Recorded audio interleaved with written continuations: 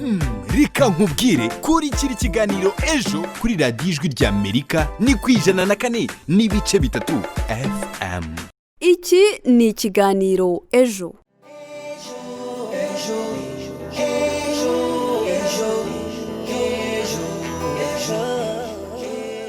Ndagusuhuje kandi ndagushimiye cyane wowe uhisemo kugumisha urushinge rw'inyakiramajwi yawe ku murongo w'104.3 FM radiyo ijwi ry'Amerika. Tugeze umwanya w'ikiganiro ejo ngaruka kwezi ku burenganzira bwa muntu.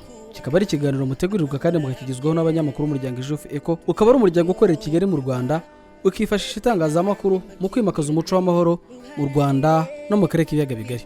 Rero mugiye kubana mu kiganiro ejo cy'uyu munsi, nitwa Jaime Muhawe nayo.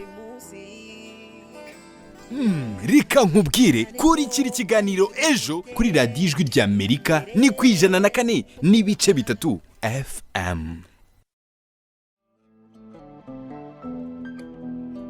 Mu kiganiro cy'uyu munsi tugiye kuganira ku ngingo irebana n'uburezi. Muri iyi minsi yose ihangayikishijwe n'icyorezo cya COVID-19 giterwa na virusi yo mu bwoko bwa corona, Ikigo cy'igihugu gishinzwe uburezi mu Rwanda REB cyashyizeho uburyo bwo kwiga binyuze mu itangazamakuru ryaba ibikoresha amajwi cyangwa amajwi n'amashusho, ni ukuvuga radio na televiziyo.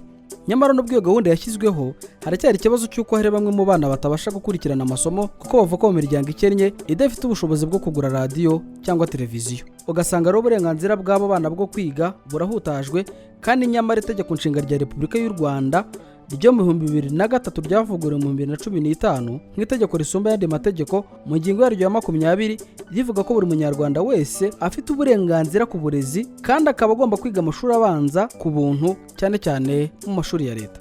Ibi kandi bishimagirwa n'ingingo ya 26 mu mahame mpuzamahanga y'uburenganzira bwa muntu.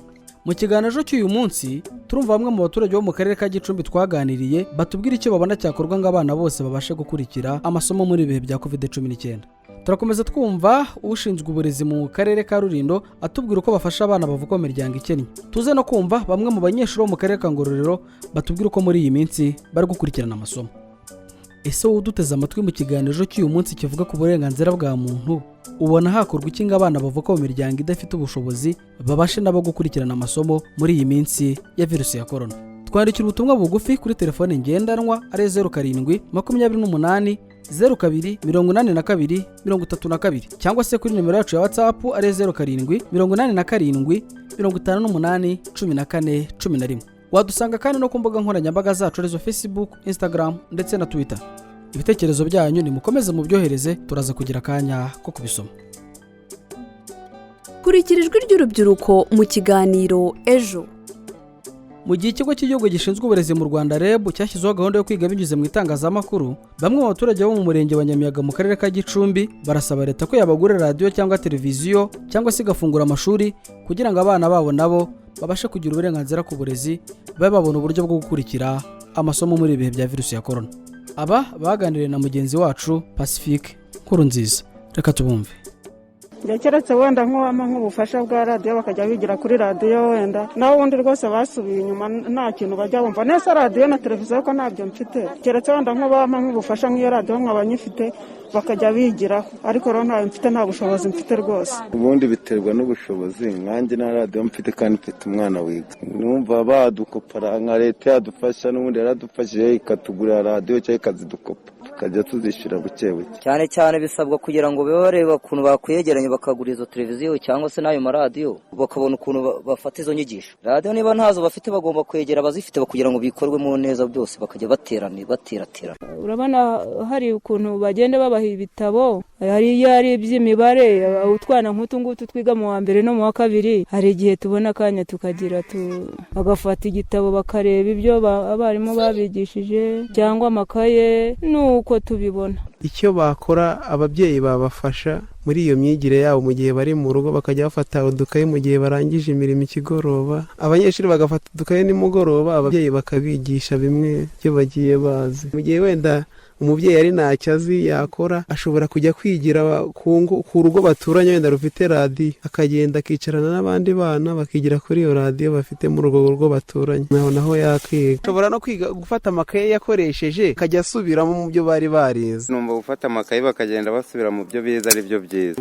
bajya baduha umwanya w'ikigoroba kuko aribwo tuboneka bakatubwira n'igihe bigira bagenda bakicara ku baturanyi nuko bakigana n'abandi. Abana barimo batoya barimo gusubira mu makayi yabo bakiga, nabyo turabigerageza nk'ababyeyi. Uriya ntabwo tuba tujya mu mwana azasubira inyuma burundu turabigerageza, ariko kubera n'imibereho tuba dufite akenshi na kenshi nk'abayobozi bacu baba baturi hafi bajya bareba nk'izo ngo zimeze zityo bakaduha akaradiyo. nk'ubu umwana wanjye yigaga mu wa 3 ariko yasubiye inyuma. ubu niyo mubaje ati ngandika izina ryawe ni ibintu bimurimo kumuva kure kubera ko adaheruka guhugura.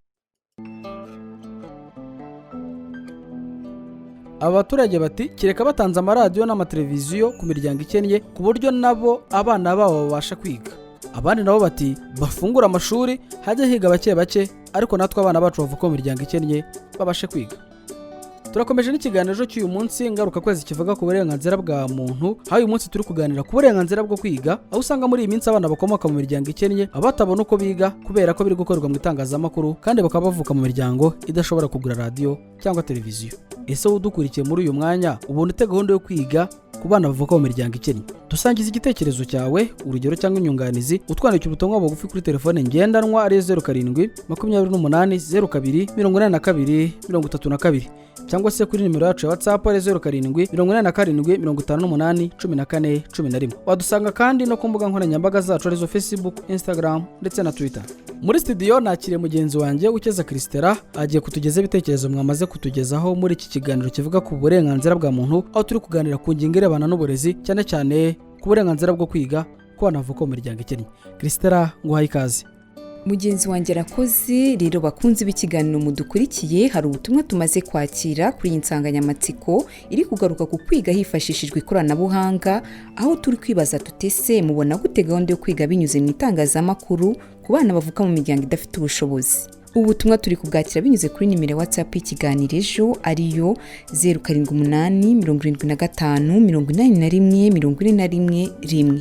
Twihuse Theoneste w'amahoro uri Kayonza yagize ati uretse kutabona ibikoresho mu buryo bufatika nk'insakazamajwi, ikindi kibazo ni ikibazo cy'ubushobozi bwo mu mutwe kubabafasha. Ikindi uwigariye ibyo abayumvishe abadafite uwari busobanuze. Ntegereje Imana Seti uri Kigali waravuga ko kwigira ku ikoranabuhanga abona nta musaruro. Ati kuko ntagenda umva abana bafashe umwanya ngo bige bifashishije radio cyangwa televiziyo, nta musaruro wabyo ku bana badafite ubushobozi. Naho Bagabo Jackson waravuga ko nta musaruro biri gutanga mu cyaro. Ati kuko nta bikoresho byo kubafasha bafite. Dukomeza Dushima Imana Pacifique uherereye mu karere ka Kamonyi mu murenge wa Rugarika yagize ati kwigira ku ikoranabuhanga ku bana bo badafite ubushobozi kuri njye mbibona nkaho bidahari, kuko nk'abana bo mu cyaro ababyeyi barabakoresha. Ikindi ni ibikoresho byo kwifashisha nka radio, televiziyo, kuko imiryango imwe n'imwe itabifite.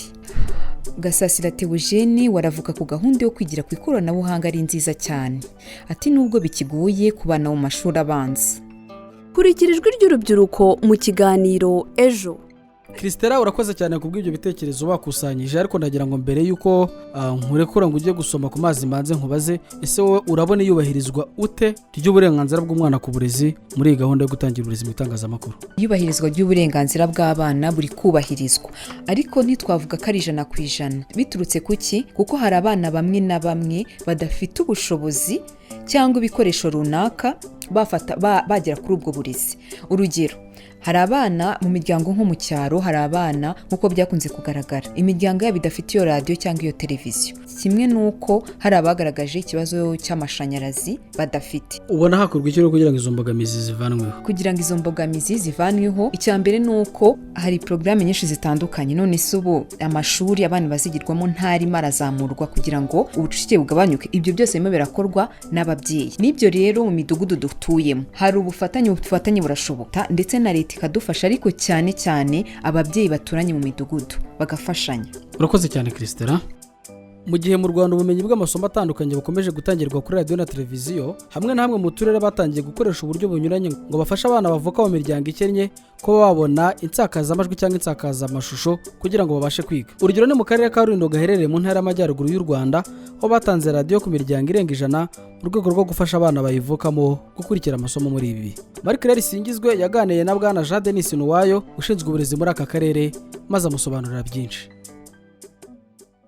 Murakoze. Mu karere ka Rulindo twahise dutangira uburyo bwo kubafasha. Icyambere twakoze twabanje kwegera ababyeyi, noneho twiyambaza abakangurambaga bo gusoma no kwandika ndetse n'abajyanama b'uburezi tugira mu mirenge no mu tugari kugira ngo badufashe gushishikariza ababyeyi gufasha abana kubona umwanya. Mu byo dukora, icyambere twafashe telefone muri buri murenge nibura ni 240 dufatanyije n'abafatanyabikorwa, abo turafatanya gukurikirana uburyo abana bafashijwe muri mu cyumweru, tugabana imirenge tugahamagara tukareba babashije gufasha abana babonye umwanya wo gukurikira amasomo. Ikindi dufatanyije n'umushinga Mureke Dusome twatanze radio 100 mu miryango 100 ndetse hari n'undi mufatanyabikorwa twabonye wahaye imiryango 15 itishoboye mu murenge wa Rusiga radio cyumweru gishize, ndetse no mu cyumweru gitaha kufatanya na Nidoro abana bafite ubumuga batafite radio bashobora gukurikira radio, nabo tuzaba radio kwa gatanu w'icyumweru gitaha. Ikindi ku bufatanye n'ikigo gishinzwe guteza imbere uburezi REB, abana batabona hari ibitabo byateguwe by'ikinyarwanda, icyongereza n'imibare ku buryo bakoresha braille. Birumvikana hari byinshi mwakoze, ariko ubu ngubu nditsitsa cyane kuri ba bana baturuka mu miryango ikennye kugeza ubu ngubu batari babona radio cyangwa se bazibonye batinze. Abo ngabo bo uburezi bwabo bwifashe gute muri ibi bihe? Nibyo koko hari imiryango idafite radio, yewe hari n'abavanga bakoresha telefone, ariko ugasanga telefone zifitwe n'ababyeyi, ababyeyi bigiriye mu mirimo bagenda bajyanye telefone. Twarabatekereje dusanga nubwo turi gutanga amaradiyo ariko ntitubasha kubageraho bose. Noneho ku mashuri dushyiraho uburyo bwo gutiza ibitabo, abana batoya ababyeyi baraza bakabatirira, hanyuma biga mu mashuri yisumbuye umwana akizira ku ishuri bagashyiraho uburyo bwo gukaraba. Turi kugenda tugana ku musozo. Ni izihe mbogamizi mu gihura nazo muri aka karere ka Rulindo, kandi ni gute mwiteguye nyine guhangana nazo kugira ngo uburezi bugere ku bana bose muri ibi bihe? Imbogamizi za mbere hari yuko hari imiryango idafite radio, ntigire telefone, ntigire n'izo televiziyo. Indi mbogamizi cyane cyane tuyikura ku bisubizo abana muri za telefone duhamagara buri cyumweru batubwira imbogamizi bagira. Imbogamizi batubwira ya mbere nk'abo bana cyaro mu gitondo baba bari mu mirimo. Indi mbogamizi ihari navuga nuko amasomo anyuraho igihe gitoya cyane, bisaba ko hari umuntu ugomba kumufasha iruhande rwe, umubyeyi se ubibashije cyangwa se undi muntu wo muri urwo rugo ushobora kuba yafasha abo bana nk'abakuru babo bakabafasha gukurikirana amasomo ari kunyura ku maradiyo, babakoresha imyitozo bahawe ndetse babasobanurira kurushaho. Rero mu buryo bwo guhangana nabyo icyo dukora, icyambere ku bijyanye no ku bushobozi tugenda tugerageza mu bushobozi bonye n'abafatanyabikorwa kubaha amaradiyo tukayabagezaho. Ikindi mu bijyanye n'ingengabihe, nubwo bakora imirimo tugerageza gushishikariza ababyeyi kumva ko abo bana nubwo baje batari ku ishuri ariko babifate nkaho muri ya minsi bajyaga ku ishuri. Hari imirimo babafashaga birumvikana, ariko babahe n'umwanya wo gukurikirana amasomo. Ikindi tubashishikariza cyane cyane ababyeyi no gukomeza guha abana uburere, abana ntibajye mu businzi, ntibajye mu buraya, bakomeze kwigishwa. Ahangaha ni narwo ruhare rw'umubyeyi cyane rukenewe cyane kugira ngo abana bazongeye gusubira ku ishuri nta kibazo cyabayemo, abana bose bagaruke ku ishuri.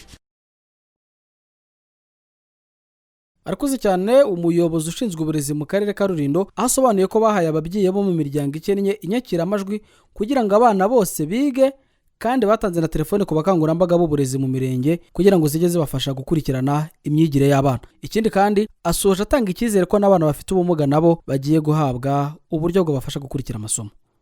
Reka ronsabe Mizero Crispin uri ku buhanga bw'ibyuma dushyiremo indirimbo yitwa Kutiga biragatsindwa, ni iy'abakimaze original, andagaruka dukomeza n'ikiganiro ejo mu kanya.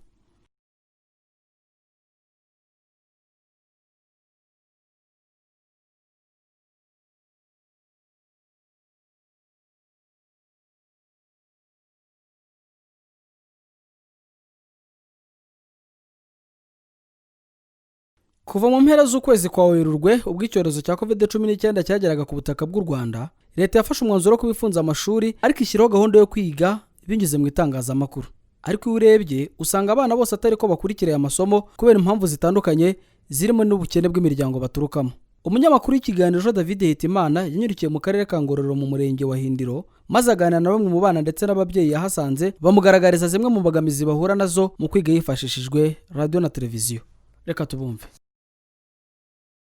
Nta muriro dufite, nta na radio tugira, bacuranga telefone gusa kandi ntabwo mbamara nagiye nko mu kiraka. Aba ni bamwe mu bana b'abanyeshuri biga mu mashuri abanza twasanze mu murenge wa Hindiro ho mu karere ka Ngororero mu ntara y'Uburengerazuba bw'u Rwanda. Bamwe dusanze barimo kwikinira umupira w'amaguru bakunda kwita karere, abandi barimo kwikinira biye. Iyo muganira bamwe bakubwira zimwe mu mpamvu zituma bigira kuri radio ndetse no kuri televiziyo, abandi bakakubwira impamvu batajya bakurikira amasomo kuri radio cyangwa se kuri televiziyo. Ntabyo tugira, ari radio na televiziyo ntabyo tugira cyangwa telefone. Impamvu nyine dukurikira amasomo kuri radio ni ukugira ngo twongere twibuke apana kugira nyine kuvetera mu rugo. Hari ukuntu utiga ugasanga nyine urafetera nyine nubasha kwibuka amasomo nyuma. Ahagana ku isaa 4:15 za mu gitondo nibwo nari nseseka yihindiro. Ikirere kirimo akazuba kavanzemo n'ibicu nibyo byaranga aka gace gaherereye mu misozi miremire. Aba bana bari mu kigero cy'imyaka hagati ya 10 na 12 bavuga ko imbogamizi ahanini bahura nazo ari ukubura kwa radio na televiziyo bakurikiriraho amasomo yabo, dore ko nta n'umuriro bafite muri aka gace. Ibindi reka tubumve. Kuri ngewe nta mbogamizi bingiraho, ariko nyine hari igihe wumva abandi bana wenda bavuga abavuga icyongereza nyine bihuta, noneho ugasanga hari abandi bana bijyaho imbogamizi, ugasanga barihuta, ugasanga hari abandi batazi icyongereza neza, ugasanga nyine babyumva neza, nyine bajya bagenda gahoro gahoro kugira ngo nyine abandi nabo babashe kumva neza. Hari ukuntu nyine tujya kwiga imbogamizi z'ukuntu bavuga, bakavuga nyine bihuta bagira gute, muri make ntabwo ariko tubasha kubyumva. Nyamara ngo nubwo bano bana bamwe babona uko bakurikira amasomo yabo, abandi ntibabibone, ndetse bamwe bikaba bibafasha kuzasubira ku ishuri, bikabafasha gukomerezaho amasomo yabo nta mbogamizi, abandi bakaba babona bazaba barasubiye inyuma. Mu byo basaba leta ni uko yaborohereza abadafite ubushobozi bwo kugura radio cyangwa gutunga televiziyo bakaba baziba, ndetse abandi bakasaba ko bibaye byiza babaho umuriro w'amashanyarazi. Hari n'ibyo kandi bakomeza basaba ababyeyi. Basaba ibikoresho radio tukajya tubasha kumva amasomo. Ababyeyi ikintu nabasaba cyangwa ababyeyi muri rusange ni uko bafata abana nyine bakabwira ati musubire muri ya masomo mwigaga, cyangwa se mujye kureba bagenzi banyu babashe kwigana. Kuduha umuriro tukajya ducomeka wenda tukumva no kuri telefone. Nubwo aba bana bakomeje kutuganiriza zimwe mu mbogamizi bahura nazo, haba babona uko biga n'abatabona uko biga, bamwe mu babyeyi twaganiriye nabo batugaragarije ko ikibazo bafite ahanini ari ukubura amaradiyo cyangwa se kubura umuriro w'amashanyarazi. Abafite amaradiyo kandi nabo bavuga ko hari igihe amabuye abashirana bakabura ubushobozi bwo kugura andi, ubwo amaradiyo bakayabika bagaterera iyo. Ihindiro ho mu karere ka Ngororero mu Burengerazuba bw'u Rwanda, njye nari David Hitimana, intumwa y'Ikiganiro Ejo kuri Radio Ijwi ry'Amerika. Turabashimiye cyane aba banyeshuri ndetse n'ababyeyi babo, aho basobanura ko kutiga kwabo muri iyi minsi kuri guterwa n'ubukene kuko badafite ubushobozi bwo kuba bakigurira radio cyangwa televiziyo, yewe ndetse ugasanga n'ababifite kubera aho batuye nta muriro uhari, rimwe na rimwe bibapfira ubusa. Muri studio rero reka nongere nakire mugenzi wanjye Christela Uwikeza atugeze ibitekerezo mwatugejeho mu kiganiro cy'uburenganzira bwa muntu cyatambutse mu kwezi gushize, aho cyagarukaga ku burenganzira bw'umurwayi.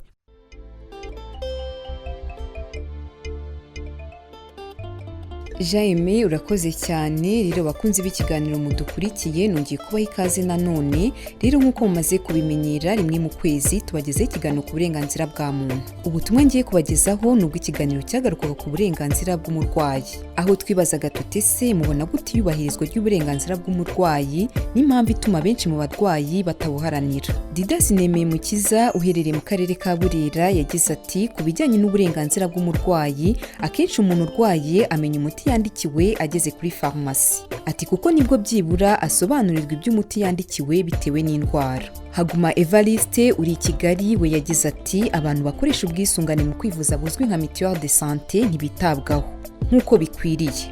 Akenshi bandikirwa imiti iciriritse, gusa iyo ugize amahirwe ugahura n'umuganga mwiza akwandikira imiti myiza.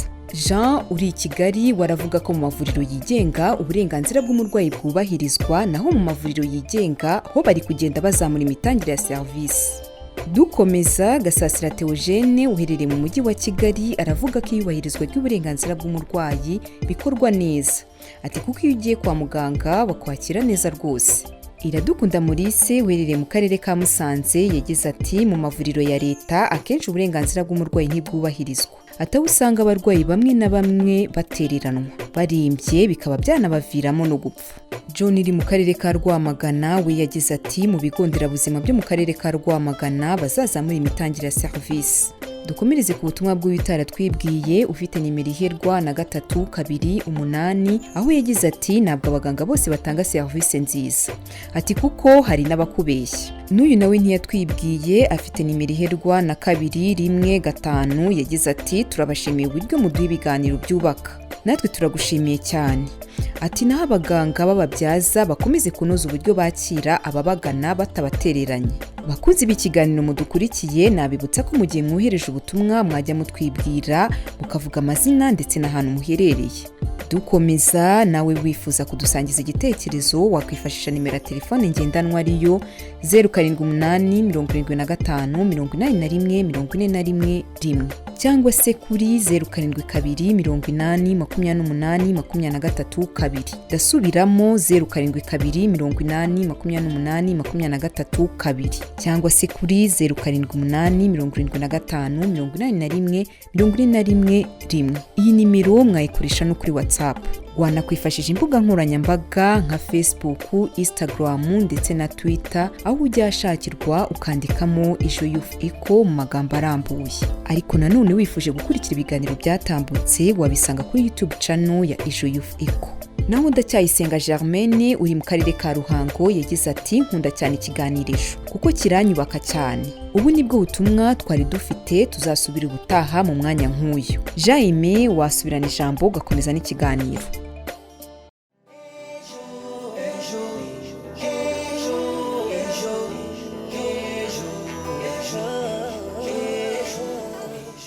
Turaganira ku musozo w'ikiganiro ejo ngaruka kwezi kivuga ku burenganzira bwa muntu cy'uyu munsi, aho uyu munsi twaganiraga ku ngingo irebana n'uburezi, aho usanga muri iyi minsi uburenganzira bw'abana bavuka mu miryango ikennye butubahirizwa kubera gahunda yo kwiga binyuze mu itangazamakuru. Ugasanga aho bavuka nta radio nta televiziyo, rimwe na rimwe rero ugasanga bibaviramo kudakurikirana amasomo.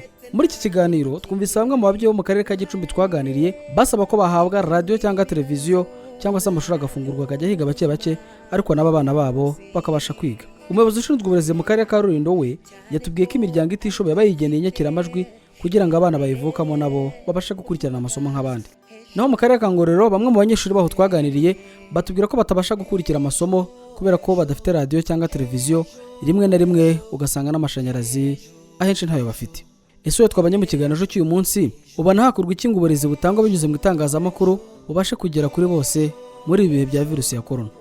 Dusangiza igitekerezo cyawe, urugero cyangwa inyunganizi, aho watwandikira ubutumwa bugufi kuri telefone ngendanwa ariyo 0728028232 cyangwa se kuri nimero yacu ya WhatsApp ariyo 0787581411. Wadusanga kandi no ku mbuga nkoranyambaga zacu arizo Facebook, Instagram na Twitter. Ibitekerezo byanyu ni mukomeze mu byohereze, tuzabihera mu kiganiro ngaruka kwezi kivuga ku burenganzira bwa muntu cy'ubutaha. Niba kandi waracikanywe n'ibiganiro byatambutse, wajya kuri YouTube channel yacu ariyo Ejo Youth Echo ugakora subscribe, maze ibiganiro byose bikajya bikugeraho uko byakabaye. Ndashimira itsinda rigari ry'abanyamakuru ryamfashije gutegura ikiganiro cy'uyu munsi, ngashimira Mizero Crispa wadufashije ku buhanga bw'ibyuma, ndetse na Niyigena Roger uruhagarariye ikiganiro cy'uyu munsi. Iki kiganiro mugikurikiye kuri Radio Ijwi rya Amerika mu mwanya nk'uyu. Ngende twajaye hawe nayo ndabifuriza ubuzima bwiza buzira virusi ya corona.